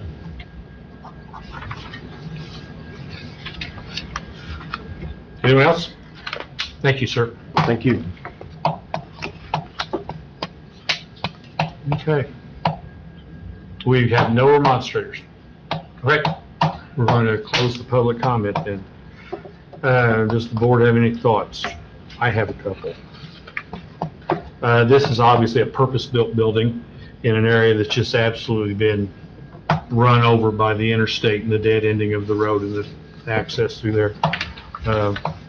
So I think this is a good use of it. And it's kind of off a dead-end road, so I mean, it's not like it's right in front of the public all the time. The only thing I have against it, and there's only one thing, and I'm sure we'll get around that.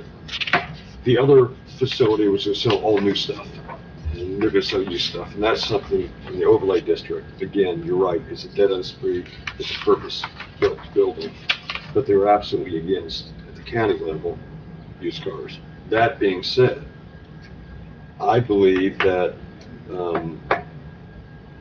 if we could say maximum of 15 cars for display outside, because, or 12 maybe, because they said they've got to have 6 spots for visitors, or for employees, plus a couple of visitors.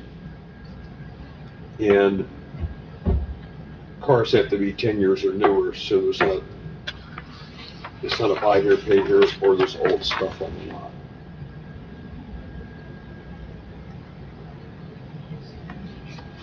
So those would be my 2 comments. You don't want to see this morph into a used car lot. Exactly. I want this to be a reconditioning spot, which is, he's saying they can recondition 8 cars at a time inside. I think it sounds like a great business. And he's saying that to be able to sell cars, they have to have a retail license. There's no more wholesale license. So they must be doing it now, but somewhere.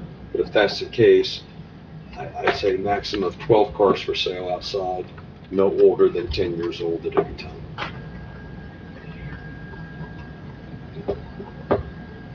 Would be my recommendation.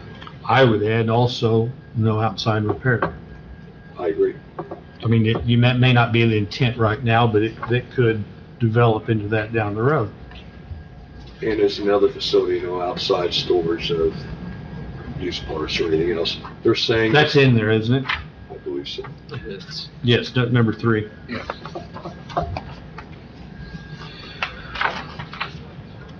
Mr. Taylor, any questions? No, I do like the idea of that business coming in, because it kind of fits in everything else there. So, 15 cars or 12 cars, whatever we decide. One thing I agree with you guys, that you sure don't want a lot of cars not parked in spaces and just there overwhelmed. So I want it to be the primary businesses that you've come in with, which is a reconditioning shop. Getting from one option, reconditioning and selling back out. And on the side is a small side business of 20%. You're going to sell a few cars. I don't want it to turn into a used car lot. It sounds like we need a really good lawyer to draw us up a motion. I'll give Wish it we a had shot. So if I were to recommend a motion, motion would be to approve V-11-26, adopting petitioner's findings of fact with the staff's recommended conditions on the property, in addition to no more than 12 retail sale vehicles outside at any one time, and they all must be 10 years, no, none older than 10 years. And none older than 10 years. Angela, you got it? Yep. Do you need to add mine, no outside repair, or does the fact this is a variance for I think that covers it. the operations plan covers it? Well, it says no outdoor storage or salvage parts, material volume, well, No, I mean, outside repair, I mean repair for hire. kind of a different use. Okay, that's not approved by this variance, so we don't need to put it in. I will make that motion. Do I have a second? Yep, 10 years. I'll second.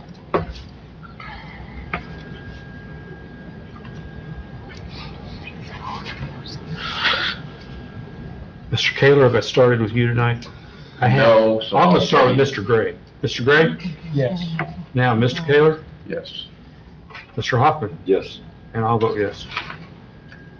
So V-11-26 passes, but with an additional condition, to prevent it from becoming a used car lot. Thank you. Now, we are already handled that we were skipping V-12-26 due to new evidence. The last petition of the night, V-13-26, Nineveh Township Volunteer Fire Department. Oh, yeah, sorry. I have to recuse myself from this one, so I'll step down into the audience for the remainder of the meeting.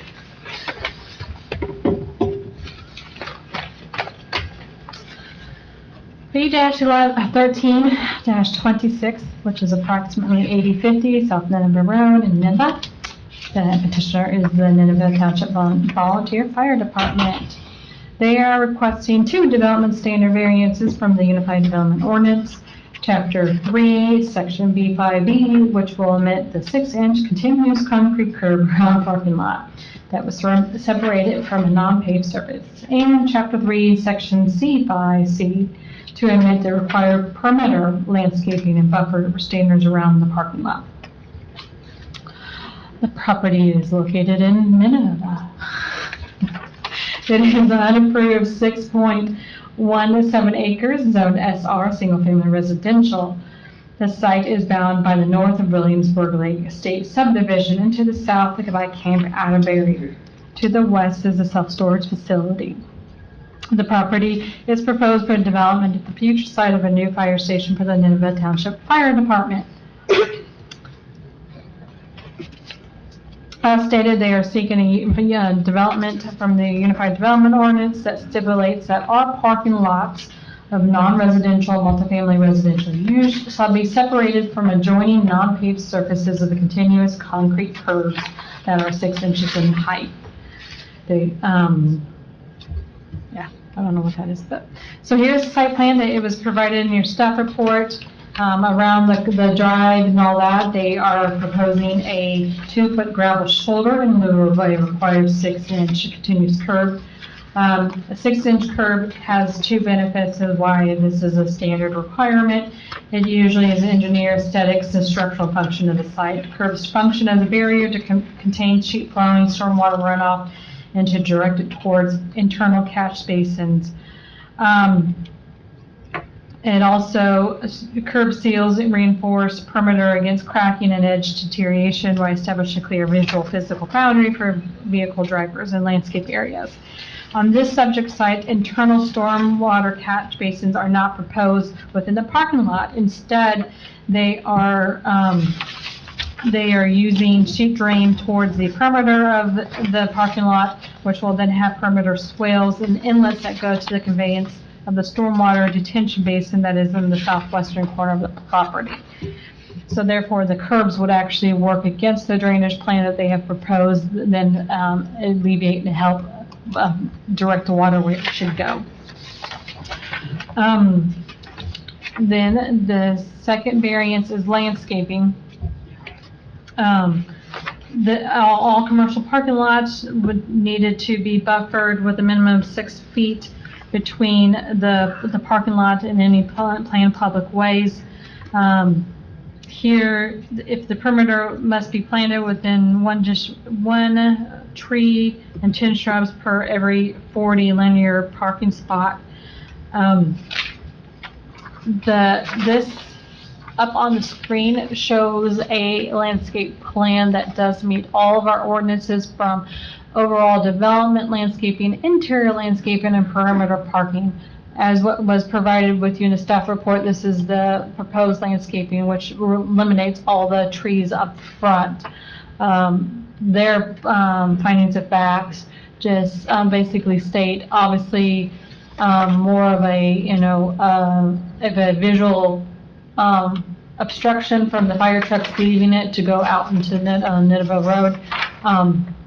So they, and then the maintenance of the trees and stuff like that. Therefore, I'm going to turn it over to the board if you guys have any additional questions. You're going to do what? Turn it over to the board for additional questions. Questions for staff?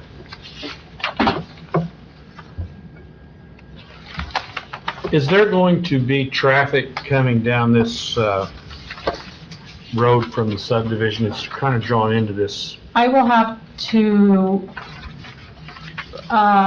waive that question to the applicant and petitioner because that has changed so many times through this project. I don't know the answer. Okay. Any other questions for staff? Okay. Anyone wishing to speak for or against this petition needs to stand and take the oath of witness. Pardon? Angela have to swear. Okay. Everybody is.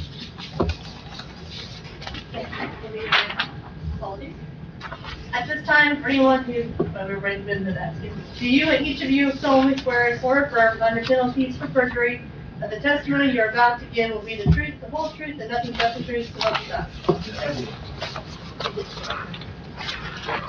God? The rules are the same. The petitioners will have 15 minutes to present their case, answer questions, explain what they need and their reasonings for it.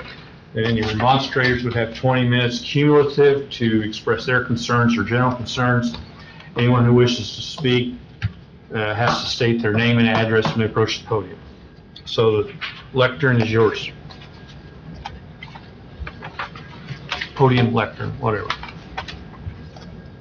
Chief Joshua Snyder, 844 East 775 South, Nineveh, Indiana, 46164. The reason we're asking for these variances is the concrete, obviously, around the perimeter of the station would go against the drainage into the catch basin of the detention pond, and it would also be another expense into the project that wasn't planned on. And then the shrubbery, the landscaping, can you pull up the picture of what's required, please, madam? Obviously, you see coming down the driveway, there's a lot of trees. It's not always going to be a fire truck coming down there, so it could be a SUV, which could be blocked. I feel that if we had just a clear sight line coming around the corner of the Marathon Station, Old Ed's Trading Post, and the curve in front of Mr. Young's house, having that clear view, people will see the emergency lights and of us coming off the drive. So, and obviously the maintenance of it and the proposed, it's a pretty big cost for all the required landscaping that I think is not a good use of taxpayers' money for this project, since we have been scrimping and scraping everything we can to get this project down. I think asking for the variance on the landscaping would help us out on this project a lot. Any questions for Mr. Snyder?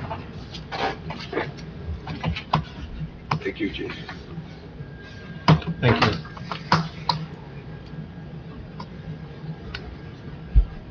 Hello, my name is Wes Harrison, 7762 West, 100 North, Bargersville, Indiana, 46106. I serve as the owner's representative for the fire department, and just a couple of things I want to add.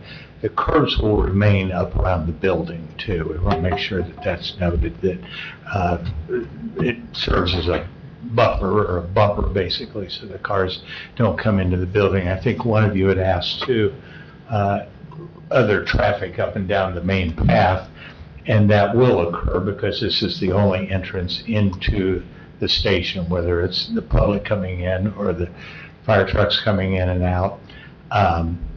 The project was originally designed with full curbing as required by the county. So from a drainage standpoint, the curbs really do work against us. So the engineer has it so it does work, but it's not the best situation for us as far as drainage goes. And I just want to point that out, that I think the site will work a lot better without the curbs, which is kind of ironic because a lot of times that's why we put in curbs, is to control the water. But in this case, and I don't know if you're familiar with this site, but we're up on the higher portion of the site too. So everything, all the water is going to be running down towards the street. So if we can get it directed towards the retention pond quicker, that helps the whole situation. The landscaping, again, as Michelle has stated and the chief has stated, ends up becoming a bit of a hindrance to the occupants of the building trying to leave the building, especially if they're on an emergency run. And we just didn't want to have that to be the case. We want the building to look nice, fit in well with the neighborhood, and really be a beacon of Nineveh.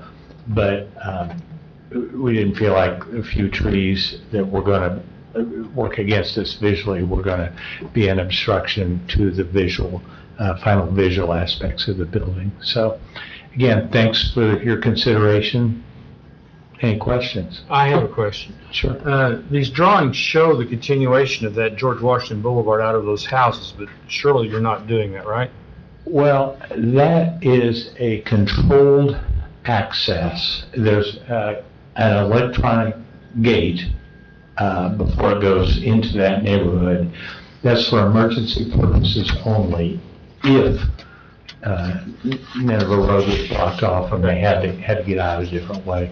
We've had conversations with the neighbors. They understand. They don't want that to be a thoroughfare either. So that's why we have the controlled access through there. Any questions for Mr. Harrison? Thank you. Thank you. My name is Donald Young, 8098 South Nineveh Road, and I agree with these two gentlemen about the curbs, because this holding pond here is running off onto me, into my creek. So I am concerned about the flow. I know what that field does now. The curbs would be detrimental to what they're trying to do with it. I also agree with them on the trees, because you have a turn right here coming around Atterbury that it's probably a 40-mile-an-hour turn, but they go through it at 60. So if they get up this close and the trees could block their view, that would not be a safety. That'd be against the safety thing. I'll go another step further. I think there's far too many trees on the east side, because nobody can see the building from the east side because of Ed's storage facilities over there. And all those leaves are going to get into the swale and get into the drainage and going to end up in the bottom of this holding pond. And like I said, I would go a step further and I would eliminate more of those trees. Thank you. Is there any remonstrance?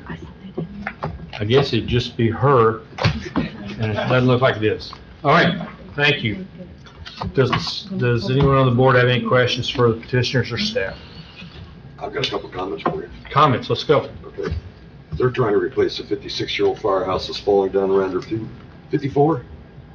7? It was 1955. Okay, it's old, all right? I know they've been working for years trying to do this project, and they have busted their butts trying to get it done. And anything that would save them money, I think is important. From the curb standpoint, every firehouse that I've ever worked at, and I've worked at a bunch, the trucks weigh between 60 and 90,000 pounds. Every time that there is a drain interior in a parking lot, that's where we have parking lot failures, and they crack all over the place because of the weight of the vehicles. Lastly, as far as the trees are concerned, line of sight is everything, okay? Not only for fire equipment coming out, but firehouses are a safe place, okay? And when there's a kid that has a problem, or there's an adult has a problem, or God forbid somebody has a medical emergency, a lot of times they fly to the firehouse, okay? So I know it's a money issue for them because they're desperately trying to get this done. I think not having the curbs because you don't want interior drains is a huge advantage. And I don't think they need to spend the money on the trees. Everything else in the fire service is way too expensive. And I'd make a motion to, on V-13-26, that undo it. No curbs, no trees. With the petitioner's findings of facts. Yes. Okay, Mr. Hoffman has made a motion to approve V-13-26 with the petitioner's findings of facts. Do I have a second? Second. Mr. Kaler has seconded it. I will vote yes. Mr. Gray? Yes. Mr. Hoffman? Yes. And Mr. Kaler? Yes. We passed everything unanimously tonight. Unusual. V-13-26 passes. With that, do we have any other business, Michelle? Just a update, if you wanted. For the Sandu properties at 5362, one of the motions that you guys made last month was that they needed to, get this property in shape within 30 days, and show that you guys they're serious about being compliant. I do have photos taken today, but all semi-trailers and tractors have all been removed from the property. The property has been secured. Sorry, trying to. Minus a couple back windows. Except for the back windows, but we've made significant improvement. I was shocked. I was literally shocked how nice of a job they had done. Trying to figure out why my other photos, but the front doors are boarded up with wood, and then they have concrete barriers that stop. That's not concrete, but yeah. So they have blocked the driveway. They have boarded up the house.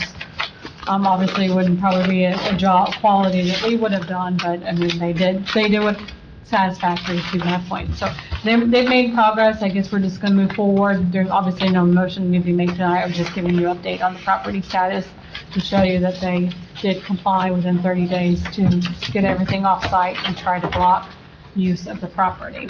So we will move forward with that when it's set. What was the meeting minutes? Is it 60 days? So does that mean that we actually are? It was 30 days to do all that. Yeah. And then it said 90 days. Okay, 90 days. Okay, good. Because then that means we do not have any business for August. Okay. So just to let you know, the adjournment, that it's September 29th, not the 20th. Yeah. Okay, we need a motion to adjourn. So moved. All in favor? Aye. Meeting's adjourned. So no meeting in August. Yep, correct. So we have no August meeting? No August meeting. Who do I get to sign the minutes? Mr. Canary's not here. Oh. Hi, Chief. That'll be the other one. Who do we, Angela? I'll be more for Nicole's day. Who should sign the minutes if Canary's not here?